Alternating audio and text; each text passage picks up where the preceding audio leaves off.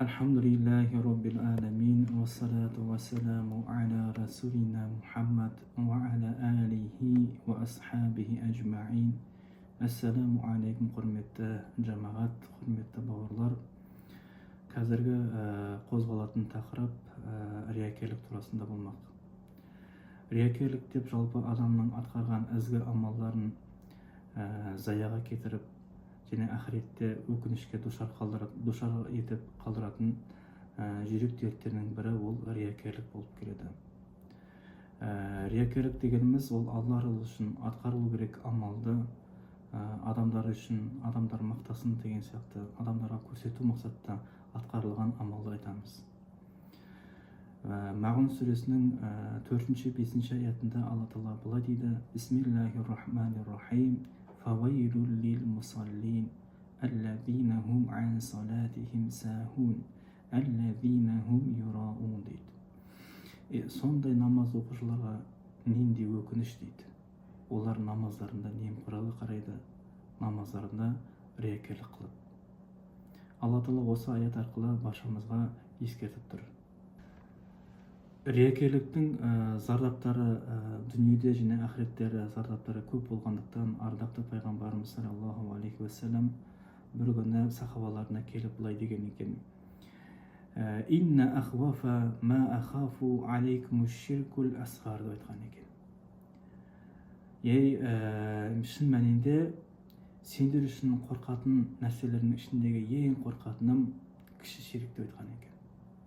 Сонда әлгі сахабалар түсінбей қалады. Я Расулулла, ва ма ширкул асғар дейді. Я Алланың елшісі, кіші ширк дегеніміз не деп сұрайды екен. Сонда қауля аш-шир ар-рия деп айтқан екен. Яғни бұл риякерлік деп айтқан екен. Риякерлік дертінен сақтануымыз үшін жалпы мына амалдарды атқарғанымыз жөн болып келеді. Біріншісі, әрдайым ниеттерімізді туралап отыруымыз керек екен. Пайғамбарымыз саллаллаху алейхи уассаламның өзінің мүбәрак хадисінде былай дейді: амалдар ниетке байланысты болып келеді. Кімде-кім Аллах және оның елшісі үшін қоныс аударған болатын болса, онда оның қоныс аударғаны Аллах және оның елшісі үшін қоныс аударған болып саналады. Ал кімде-кім дүниеге қол жеткізу үшін немесе бір әйел адамға үйлену мақсатта қоныс аударатын болса, онда оның қонысы сол көздеген мақсатта қоныс аударған болып саналады. Бұл хадис Бухарида келген хадис. Имам Әл-Байдави рахимахулла былай дейді: әрбір іс ниетсіз дұрыс болмайды дейді. Өйткені амалға аспаған ниетке сауап жазылады дейді. Ал ниетсіз істелген іске ол босқа кетеді дейді. Жан тәнге қандай керек болатын болса, ниет те амалға сондай қажет болып келеді екен. Яғни бұл жерде түсінетініміз,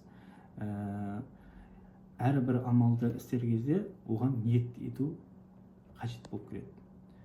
Ал егерде бір амалды істеймін деп ниет қылып қойып, бірақ ол амалды істемей қалса, сол ниет қылған үшін де сауап жазылады екен. Ал егерде бір амалды ниет қылмай сол амалды істейтін болса, ниет қылмаған үшін ол амал зая кетеді екен. Екінші амалы жалпы сол риякерліктің зардаптарын білуіміз қажет. Оның қандай зардаптары бар, соны білуіміз керекпіз. Жалпы риякерліктің ол руханиятты ластайды және біздің істеп жатқан ізгі амалдарымызды жояды. Ал бұл турасында жалпы Алла Тағала қасиетті Құранның Бақара сүресінің 264 аятында былай дейді: уа иман келтіргендер, мал дүниесін ел-жұрт көрсін деген ниетпен жұмсайтын және Аллаға ақырет күніне сенбейтін адамға ұқсап, берген садақаларында медетсіну немесе ренжитін сөздермен заяға кетіріп алмаңдар дейді. Құдси хадисте Алла Тағала былай дейді: менің құлдарымның маған серік қосуына мен мұқтаж емеспін дейді. Кімде-кім жасаған амалында маған өзгелерді серік қосатын болса, оны да және серік қосқан нәрселерінде мен керек етпеймін деген екен. Бұл хадис имам Муслимде келетін хадис. Жалпы ықыласты адам риякерліктен әрдайым сақ болады.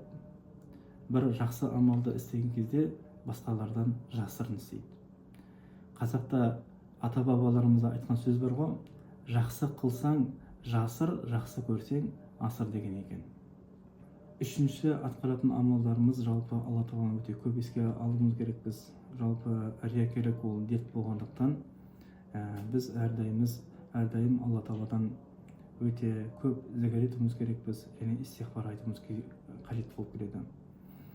Бұл турасында Құранның Ниса сүресінің 142 аятында былай дейді: Бисмиллахир-рахманир-рахим, юраунан-наса ва ла язкуруналлаха илля қалилан дейді.